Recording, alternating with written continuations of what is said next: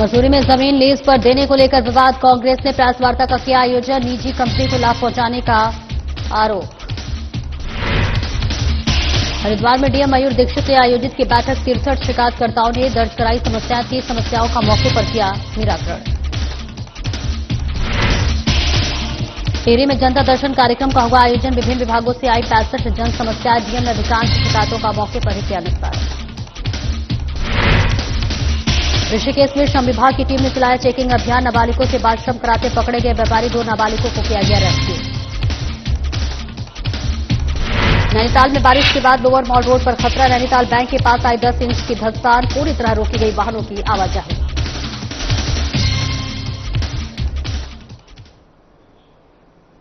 नमस्कार, स्वागत है आपका। मैं हूं आपके साथ सपना दीपक मद्देशिया। बुलेटिन का आगाज करेंगे। मुख्यमंत्री पुष्कर सिंह धामी ने देहरादून बेंगलुरु हवाई सेवा का शुभारंभ किया है। जी हां, प्रदेश से हवाई विस्तार की दिशा में सीएम धामी का एक और ऐतिहासिक कदम बताया जा रहा है, जहां सीएम धामी ने देहरादून बेंगलुरु हवाई सेवा का किया शुभारंभ। हरी झंडी दिखाकर रवाना किया। पर्यटन और व्यापार को बढ़ावा देने के लिए होगी सीधी दैनिक उड़ानें। 18 सुविधाजनक वन स्टॉप कनेक्शन भी उपलब्ध। मुख्यमंत्री ने हवाई अड्डे की विभिन्न सुविधाओं का किया निरीक्षण। संबंधित अधिकारियों को दिए आवश्यक दिशा निर्देश। विकास और हवाई विस्तार की दिशा में महत्वपूर्ण उपलब्धि। सीएम धामी ने कहा, निवेश, पर्यटन और रोजगार को मिलेगा नए आयाम। कनेक्टिविटी से बढ़ेगी अर्थव्यवस्था। यात्रियों के लिए सुविधाजनक, समयबद्ध और सुरक्षित विकल्प। युवाओं, उद्यमियों, आईटी प्रोफेशनल्स, छात्रों और पर्यटकों को मिलेगी बड़ी सुविधा। देश की तकनीकी राजधानी है बेंगलुरु। बेंगलुरु में उत्तराखंड के हजारों युवा शिक्षा, सेवा और स्टार्टअप क्षेत्रों में है कार्यरत। प्रदेश सरकार ने हवाई संपर्क को किया मजबूत। पिथौरागढ़, चिन्यालीसौड़, गौचर, नैनी, सैनी जैसे रीजनल एयरपोर्ट सक्रिय। इसके साथ ही जौली ग्वांच एयरपोर्ट को अंतर्राष्ट्रीय स्तर की सुविधाओं से किया जा रहा लैस। पंतनगर एयरपोर्ट का विस्तार कार्य तेजी से जारी। कुमाऊं क्षेत्र के लिए बड़ा परिवर्तनकारी कदम। सरकार का उद्देश्य राज्य को हवाई, रेल और सड़क मार्ग से जोड़ना। पर्यटन के साथ निवेश, व्यापार और रोजगार के मिलेंगे नए अवसर। भविष्य में अन्य प्रमुख महानगरों से भी उत्तराखंड को जोड़ने वाली उड़ानों की संख्या होगी, उसमें वृद्धि।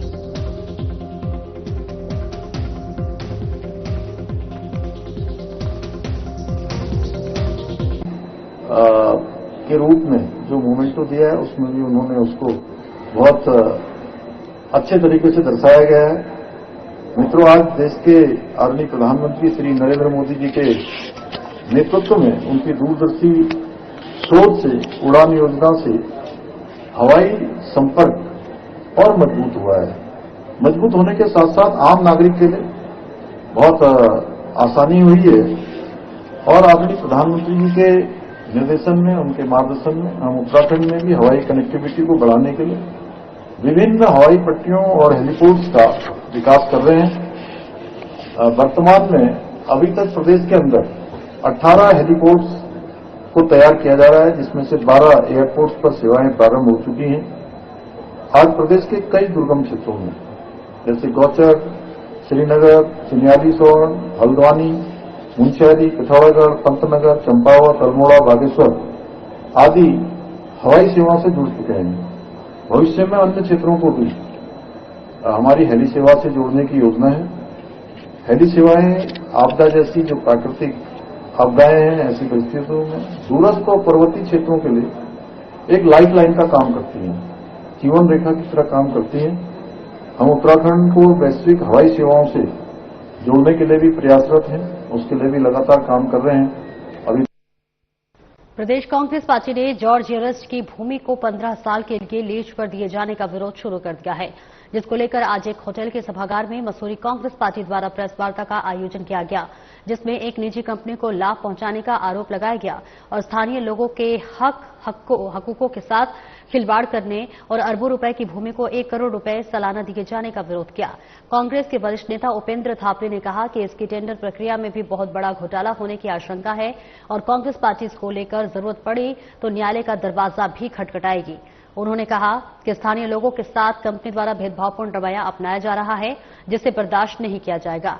शहर कांग्रेस अध्यक्ष अमित गुप्ता ने कहा कि सर जॉर्ज एवरेस्ट ने यहां से हिमालय की ऊंचाई नापी थी और देश विदेश के पर्यटक यहां आते हैं, लेकिन उनसे 200 रुपए प्रवेश शुल्क और 1000 रुपए पार्किंग के पैसे लिए जाते हैं और इस बार सरकार द्वारा जॉर्ज एवरेस्ट की भूमि को 15 साल के लिए लीज पर दे दिया गया है।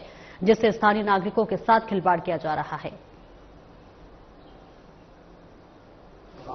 आज बड़ा दुख का विषय है कि एक ऐसा व्यक्ति जिसने सर जॉर्ज एवरेस्ट से बैठकर, इतने बड़े सर्वेयर थे वो कि उन्होंने जहां से हिमालय की ऊंचाई नापी थी, आज उसको देखने के लिए हमारे देश प्रदेश, हमारे विदेश से लोग वहां आते हैं।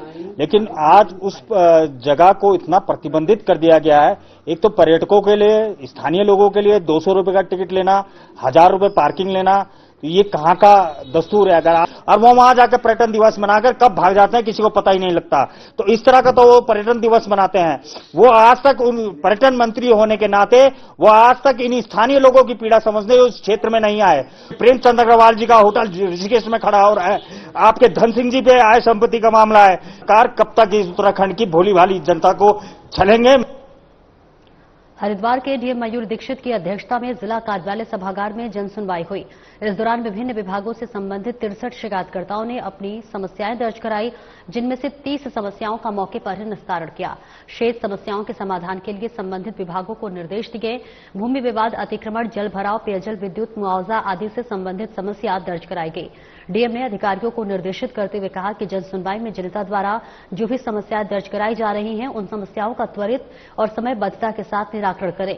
कार्यों में किसी भी प्रकार की कोई लापरवाही और शिथिलता नहीं होनी चाहिए। शिथिलता बरती जाने पर संबंधित अधिकारियों के खिलाफ कड़ी कार्रवाई की जाएगी। डीएम मयूर दीक्षित ने सीएम हेल्पलाइन पर दर्ज शिकायतों को गंभीरता से लेने के लिए अधिकारियों को निर्देश दिए।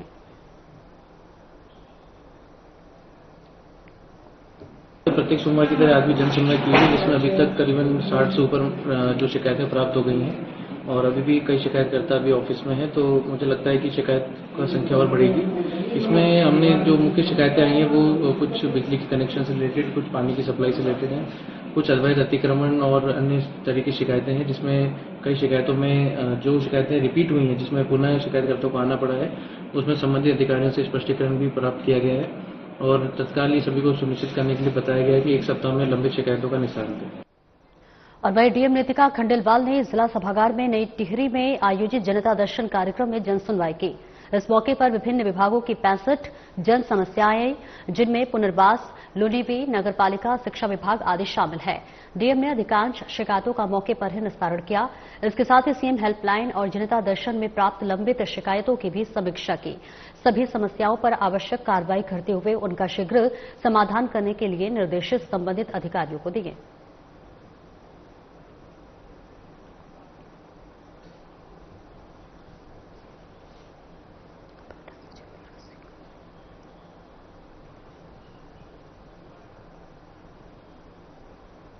और आगे बढ़ेंगे, जहां पर्यटन सचिव पहुंचे कैचीधाम, जहां पर पार्किंग स्थलों का निरीक्षण किया। जी हां, आपको बता दें, पर्यटन सचिव धीरज सिंह गढ़पाल का नैनीताल दौरा। पर्यटन सचिव पहुंचे कैचीधाम, पार्किंग किया स्थलीय निरीक्षण, मल्टी स्टोरी और पुल का भी किया निरीक्षण। कैचीधाम में युद्ध स्तर पर चल रहे निर्माण कार्य, पर्यटन सचिव ने कहा। लगभग 600 गाड़ियों की बन रही पार्किंग, श्रद्धालुओं का आवागमन होगा सुगम। शीघ्र पार्किंग बनाने का किया जाएगा प्रयास। अल्मोड़ा, पिथौरागढ़ और बागेश्वर की ओर जाने वाले यात्रियों को जाम से मिलेगी मुक्ति। बाईपास सड़क से संबंधित विभाग की मिली एनओसी मिलने के बाद कार्य हुआ शुरू। रातीघाट के पास 74 मीटर स्पान पुल बनाने के लिए विभाग ने शासन को भेजी डीपीआर। करीब 10.25 करोड़ के बजट से बनेगा पुल।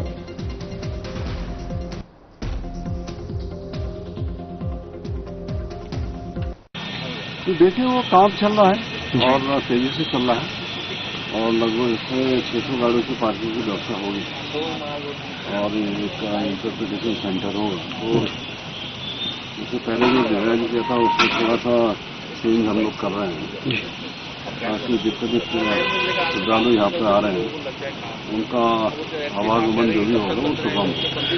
तो जल्दी वो करेंगे और आगे जो पुल प्रस्तावित है उसको भी हम लोग चेक करने जा रहे हैं कि बाईपास के साथ साथ वो भी साथ ही साथ सर आगे आप ये नहीं कह सकते कि आप अगले सीजन में ये पूरा तैयार हो जाएगा, उसमें थोड़ा समय जरूर चाहिए होगा। और इसके लिए एक सबसे महत्वपूर्ण बात यह है कि जिस हिसाब से यहाँ पे ट्रैफिक जाम रहता है, इसमें श्रद्धालु तो आपके आते ही आते हैं, लेकिन साथ ही साथ लोगों को जो दिक्कत होती है अल्मोड़ा जाने वालों को, पिथौरागढ़ बागेश्वर जाने वालों को, इस चीज को दृष्टिकोण में रखते हुए यहाँ पे कैरिंग कैपेसिटी का निर्धारण करने जा रहे हैं, तो उसका सर्वे का काम हमारा शुरू हो गया।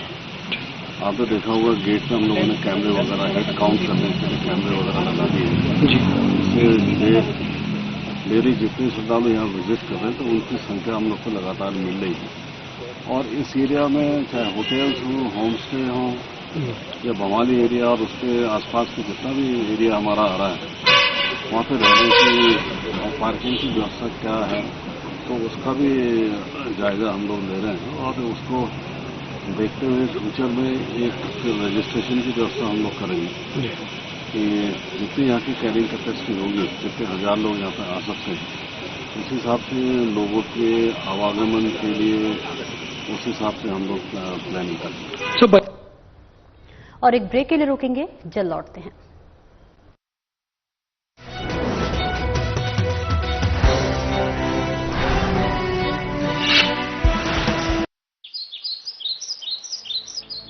उत्तराखंड, जहां हर सुबह शुरू होती है योग से। राज्य को योग व वेलनेस की वैश्विक राजधानी बनाने के लिए उत्तराखंड कैबिनेट ने देश की पहली योग नीति 2025 को दे दी है मंजूरी। 2030 तक के लिए मंजूर योग नीति के तहत राज्य सरकार उत्तराखंड में 5 नए योग हब स्थापित करेगी, जिसमें जागेश्वर, मुक्तेश्वर, व्यास घाटी, टिहरी और पोलीढेक झील क्षेत्र को योग हब के तौर पर विकसित करने का लिया है निर्णय।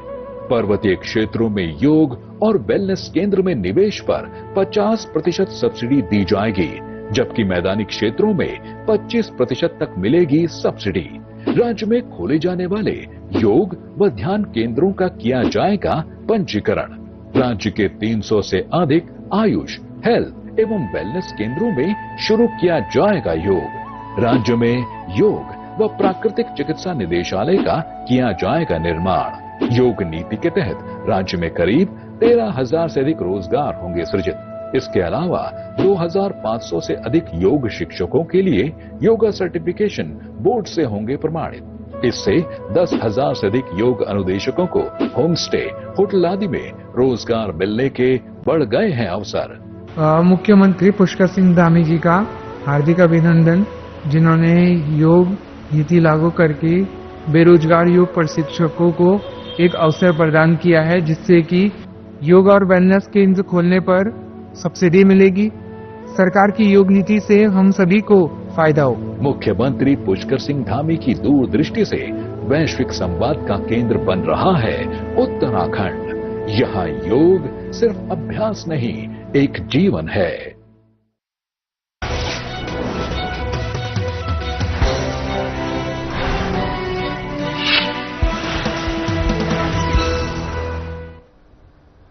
और ब्रेक के बाद एक बार फिर से स्वागत है आपका। खबरों में आगे बढ़ेंगे। श्रम विभाग की टीम ने शिकायत के आधार पर अपनी सहयोगी संस्थाओं के साथ मिलकर ऋषिकेश के कई इलाकों में चेकिंग अभियान चलाया। इस दौरान त्रिवेणी घाट और आईडीपीएल की एक दुकान पर नाबालिग काम करते हुए मिले। नाबालिगों से काम कराने पर श्रम अधिकारी आनंद ने व्यापारियों को फटकार लगाई और नाबालिगों को अपने संरक्षण में लिया। श्रम अधिकारी ने दोनों व्यापारियों के खिलाफ नाबालिगों से बाल श्रम कराने के आरोप में पुलिस को तहरीर दी है। पुलिस ने तहरीर के आधार पर व्यापारियों के खिलाफ मुकदमा दर्ज करने की कार्रवाई शुरू कर दी है। श्रम अधिकारी आनंद ने बताया कि त्रिवेणी घाट पर कपड़े की दुकान पर 13 साल की बालिका और आईडीपीएल में एक इंटीरियर की दुकान पर 11 साल का बालक रेस्क्यू किया गया है। दोनों ही नाबालिगों के परिजनों को जानकारी दे दी गई है। दोनों नाबालिगों को काउंसलिंग देने के बाद परिजनों के हवाले कर दिया जाएगा। परिजनों की आर्थिक स्थिति को देखते हुए उनके लिए जो भी सरकार की योजना होगी उसका लाभ वे विभाग की ओर से दिलाने का काम होगा।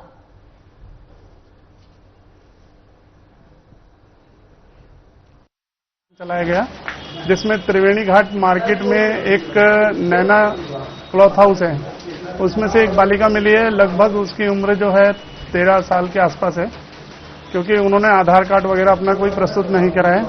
तो जो देखने में प्रकाश में यही है कि वो 13 साल के आसपास लगभग होगी।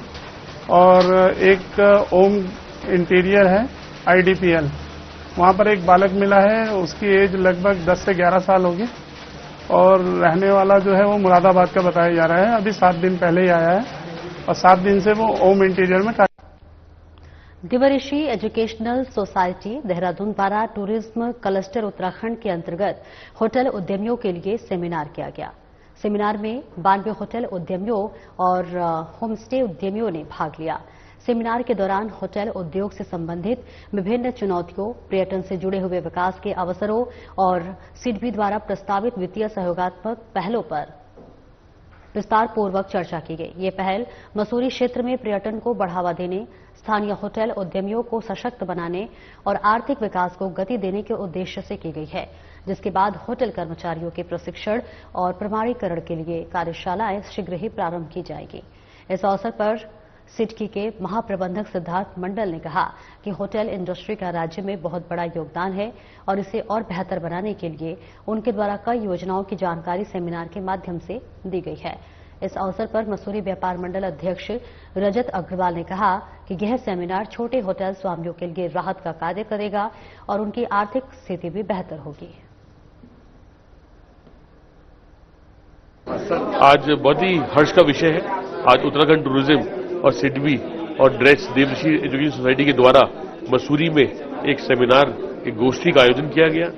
मुख्य तौर पर ये बजट होटल जो हमारे छोटे मसूरी में होटल है, उनको एक जानकारी दी गई कि किस प्रकार से होटल स्वामी अपने होटल को अच्छे प्रारूप में चला सकता है, किस प्रकार से होटल स्वामी के अंतर्गत आने वाले समस्त कर्मचारी ट्रेनिंग लेकर गेस्ट को, जो हमारे आगंतुक हैं, उनको अच्छी सुविधा दे सकता है।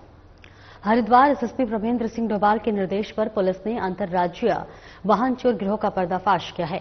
पुलिस ने गिरोह के 3 शातिर सदस्यों को गिरफ्तार कर उनके कब्जे से 20 चोरी की मोटरसाइकिल बरामद की है। एसपी सिटी पंकज गौराला ने बताया कि यह गिरोह उत्तराखंड और यूपी के अलग अलग जिलों में सक्रिय था और भीड़भाड़ वाले इलाकों से बाइक चोरी कर सस्ते दामों पर बेचकर मुनाफा कमाता था। उन्होंने कहा कि पुलिस की जांच में सामने आया है कि आरोपी कावड़ मेले के दौरान भी कई बाइक चोरी कर चुके थे और उन्हें छिपाने के लिए बहादुराबाद के पास खंडहर को ठिकाना बना रखा था। पुलिस ने मुखबिर तंत्र और डिजिटल सर्विलांस के जरिए गिरोह तक पहुंच बनाई और दबिश देकर कार्रवाई को अंजाम दिया।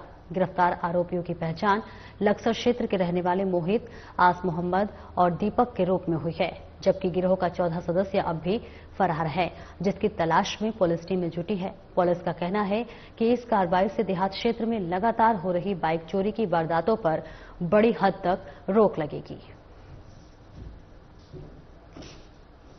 बहादुराबाद पुलिस द्वारा कल चेकिंग के दौरान 3 युवकों को पकड़ा गया। ये एक इंटरस्टेट गैंग के मेंबर है, जिन्होंने हरियाणा, दिल्ली, उत्तर प्रदेश व उत्तराखंड में जनपद हरिद्वार में कई स्थानों पर मोटरसाइकिलों की चोरी की है। जिस मोटरसाइकिल पे इनको चेकिंग के दौरान रोककर पकड़ा गया था, वो मोटरसाइकिल भी थाना बहादुराबाद से ही चोरी की गई थी। इनमें से तीनों युवक हैं, हमारे जनपद के लक्सर क्षेत्र के रहने वाले हैं, दीपक, आस मोहम्मद और मोहित। इन तीनों ने पूछताछ में बताया कि इन्होंने ये मोटरसाइकिलें जो है यहाँ पे ही एक खंडर है, वहां छुपा के रखी हुई हैं। इसमें टोटल इनकी निशानदेही पे 20 मोटरसाइकिलें बरामद हुई हैं और इन मोटरसाइकिलों में जो मोटरसाइकिलें वो आइडेंटिफाई हुई हैं कि जो हमारे अन्य राज्यों की, वो हमारे जनपद की अन्य थानों की है। इसमें पुलिस द्वारा जो है सतत निगरानी की गई है, इलेक्ट्रॉनिक सर्विलांस का भी मदद लिया गया है, मैनुअल जो इंफॉर्मेशन नेटवर्क है उसको भी एक्टिवेट किया गया, उसके बाद इसे कार्रवाई की गई। तो इनके इतिहास के संबंध में पूरी जानकारी की जा रही है। साथ ही साथ इनके द्वारा जो अन्य भी सूचनाएं दी गई उन पर भी पुलिस टीमें निकलकर कार्रवाई कर। उप संभागीय परिवहन कार्यालय रुड़की में स्वैच्छिक रक्तदान शिविर का आयोजन किया गया। यह शिविर जीवन चैरिटेबल ब्लड सेंटर रुड़की के सहयोग से आयोजित हुआ। इस शिविर में आम लोगों और परिवहन कार्यालय के कर्मचारियों ने बड़े उत्साह के साथ भाग लिया और बड़ी संख्या में रक्तदान किया।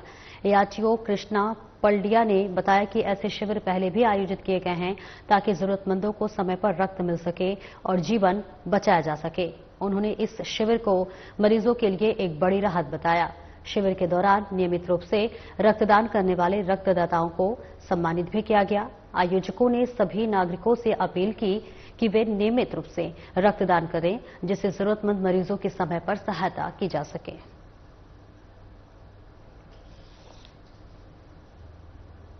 डोनेशन कैंप जिसका आयोजन जीवन ज्योति चैरिटेबल जो ब्लड सेंटर है उनके माध्यम से किया जा रहा है। तो जो भी हमारे यहाँ जो अपना स्टाफ है ब्लड डोनर्स और जो हमारे कार्यालय में अन्य जो सेवा प्रदाता जो सेवा प्राप्त करने वाले लोग आते हैं, तो उनको हम मोटिवेट कर रहे हैं कि वो अधिक से अधिक संख्या में ब्लड डोनेट करें। तो टारगेट हमारा मैक्सिमम है, जितना भी हो पाता है। अभी तक हमारा 20 यूनिट के आसपास हो चुका है। और इतना पहले भी हमने दिसंबर 2024 में हमने एक आयोजन किया था और उसके बाद ये दूसरा आयोजन अभी है। इसका प्लानिंग लंबे समय से चल रही थी, लेकिन बीच में बरसात की और इस कारण से नहीं हो पाया। श्री राधा कृष्ण मंदिर सभागार में रक्तदान शिविर का आयोजन किया गया, जिसमें स्थानीय लोगों के साथ ही पर्यटकों ने भी भाग लिया। रक्तदान शिविर में महिलाओं ने बढ़ चढ़कर हिस्सा लिया और लगभग 120 यूनिट रक्त एकत्रित किया गया। इस अवसर पर कार्यालय के आयोजक देवेंद्र उनियाल ने कहा कि पिछले 15 वर्षों से उनके द्वारा रक्तदान शिविर का आयोजन किया जा रहा है, जिसका उद्देश्य आम लोगों को राहत देना है। उन्होंने कहा कि आज विभिन्न सामाजिक संस्थाओं और स्थानीय लोगों के सहयोग से रक्तदान शिविर का आयोजन किया गया। इस अवसर पर करिश्मा चौधरी ने कहा कि लोगों में रक्तदान को लेकर काफी उत्साह देखा जा रहा है और उनकी संस्था द्वारा गरीब और जरूरतमंद लोगों के लिए रक्त उपलब्ध कराया जाता है। इस अवसर पर अंबुज अग्रवाल ने कहा कि रक्तदान सबसे बड़ा दान है और उनकी संस्था ने इसमें अपना पूरा सहयोग दिया है।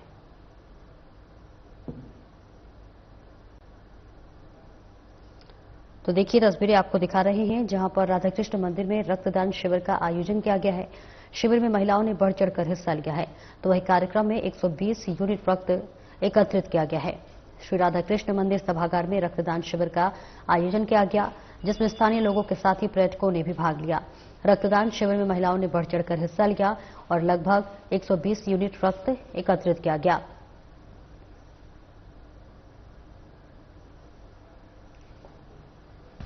और ये गोल्डन लॉयंस क्लब द्वारा और ये सहयोगी साथी जो मेरे साथ लड़के हैं उनके द्वारा ये ब्लड डोनेट कैंप लगाया गया है और ये 15वां ब्लड डोनेट कैंप है मेरे द्वारा जो लगाए जाते हैं यहाँ पे। इस बार में और अन्य संस्थाओं के द्वारा भी जो यहाँ पे सहयोग दिया गया है और यहाँ पे बड़ी बढ़ चढ़ के लोगों ने जो है रक्तदान किया है। सबसे ज्यादा यहाँ पे विशेष ये रहा कि यहाँ पे महिलाओं ने बढ़ चढ़ के इस समय अपनी हिस्सेदारी दिखाई है। तो ब्लड रक्तदान के उसमें जो है महिलाएं भी जो जागरूक हो गई हैं। पहले महिलाएं बहुत कम ब्लड डोनेट करती थी, लेकिन आज के समय में महिलाएं बढ़ चढ़कर जो है रक्तदान कर रही हैं। नैनीताल में भारी बारिश के बाद लोअर मॉल रोड पर बड़ा खतरा मंडराने लगा है। नैनीताल बैंक के पास करीब 10 इंच की धंसान आ चुकी है, जिसके चलते वाहनों की आवाजाही पूरी तरह से रोक दी गई है। ये सड़क शहर की मुख्य सड़कों में गिनी जाती है, जहां रोजाना भारी दबाव रहता है, लेकिन अब सुरक्षा कारणों से यहां ट्रैफिक बंद करना पड़ा है। मौके पर पहुंचे एई तुलाराम टमटा ने बताया कि अगले हफ्ते से THDC द्वारा ट्रीटमेंट का काम शुरू किया जाएगा। मशीनों से पाइलिंग कर सड़क का फिर से मजबूत बनाया जाएगा। आपको बता दें कि वर्ष 2018 में भी लोअर मॉल रोड का करीब 25 मीटर हिस्सा झील में समा गया था और अस्थायी दीवार लगाकर यातायात बहाल किया गया था, लेकिन स्थायी समाधान की कवायद आज तक अधूरी ही है।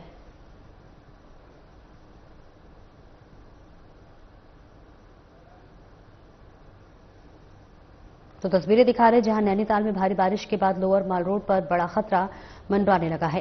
नैनीताल बैंक के पास करीब 10 इंच की धंसान आ चुकी है, जिसके चलते वाहनों की आवाजाही पूरी तरह रोक दी गई है। ये सड़क शहर की मुख्य सड़कों में गिनी जाती है, जहां रोजाना भारी दबाव रहता है, लेकिन अब सुरक्षा कारणों से यहां ट्रैफिक बंद करना पड़ा है। मौके पर पहुंचे एई तुलाराम टमटा ने बताया कि अगले हफ्ते से THDC द्वारा ट्रीटमेंट का काम शुरू किया जाएगा। मशीनों से पाइलिंग कर सड़क को फिर से मजबूत बनाया जाएगा। आपको बता दें कि वर्ष 2018 में भी लोअर मॉल रोड का करीब 25 मीटर हिस्सा झील में समा गया था और अस्थायी दीवार लगाकर यातायात बहाल किया गया था, लेकिन स्थायी समाधान की कवायद आज तक अधूरी ही है। फिलहाल ये तस्वीरें नैनीताल से दिखा रहे हैं, जहां बारिश के बाद लोअर मॉल रोड पर खतरा मंडराने लगा है। नैनीताल बैंक के पास आई 10 इंच की धंसान, जो कि तस्वीरें में आप देख सकते हैं, पूरी तरह से वाहनों की आवाजाही रोक दी गई है और इसका ट्रीटमेंट किया जा रहा है, इसको बनाया जा रहा है। 15 मीटर लेंथ में जो है ये जो है सेटलमेंट हो रहा है और लगभग 2-2.5 मीटर का है इसका सेटलमेंट ना। 5 मीटर के टोटल रोड है, इसमें 2-2.5 मीटर सेटलमेंट हो गया है। अब हमारी जो इसका क्योंकि जो टीम आ रही है 22 तारीख से काम शुरू करेंगे, तो माइक्रो पाइलिंग के द्वारा जो है स्टेबिलिटी जो हम इसको जो है सही करने का प्लान है। क्या ना, जैसे IIT रुड़की वालों का आया तो उसके बाद TSDC वालों का जो है वो TSDC से हमने ही करा रखा है, क्योंकि जो डैम वाला होता है, पानी वाला एरिया, झील वाला एरिया होता है, वो TSDC की एक्सपर्टीज ज्यादा अच्छी होती है, तो हम TSDC से करा रहे हैं। उनकी टीम हमने बुला रखी है और वो पहले आएगी। अब जैसे 22 तारीख से हम काम शुरू करेंगे तो TSDC के जो एक्सपर्ट हैं वो आने वाले हैं, वो जैसे फिर वो गाइड करेंगे उसी हिसाब से हम इसको करेंगे। क्योंकि अभी तो जो है, अभी हम इसको तब तक जब वो एक्सपर्ट नहीं आते हैं तब तक हम इसको छेड़ेंगे तो हो सकता है कि ज्यादा नुकसान हो जाए। इस द्वारा माइक्रो पाइलिंग के मतलब हम पाइल डालेंगे इसके नीचे, माइक्रो पाइलिंग के द्वारा इसका ट्रीटमेंट होगा। और ये जो है TSDC के जो एक्सपर्ट हैं उन्होंने हमें बता रखा है, उन्हीं के डिजाइन से हम इसका कार्य करते हैं। तो पता है वो अंतिम विकल्प होता है किसी भी जगह पे जहाँ पर कोई फाउंडेशन नहीं टिकते तो फिर पाइल फाउंडेशन लास्ट में, बड़े बड़े स्ट्रक्चर जो है पाइल फाउंडेशन पर लेते हैं हमारे। अगर बात की जाए तो रोड किन कारणों है कि इसमें जो है ना, अभी तो ये एक तो ये लूज सॉइल है ना, लूज सॉइल है, जब इसके ऊपर वहां से ज्यादा रुक नहीं पा रही है तो ये शिफ्ट हो रही है, सेटलमेंट हो रहा है नदी की तरफ। अब सेटलमेंट को रोकने के लिए ही जो है हम पाइलिंग कर रहे हैं इसके, ताकि पाइलिंग के दौरान। फिलहाल इस बुलेटिन में इतना ही। नमस्कार।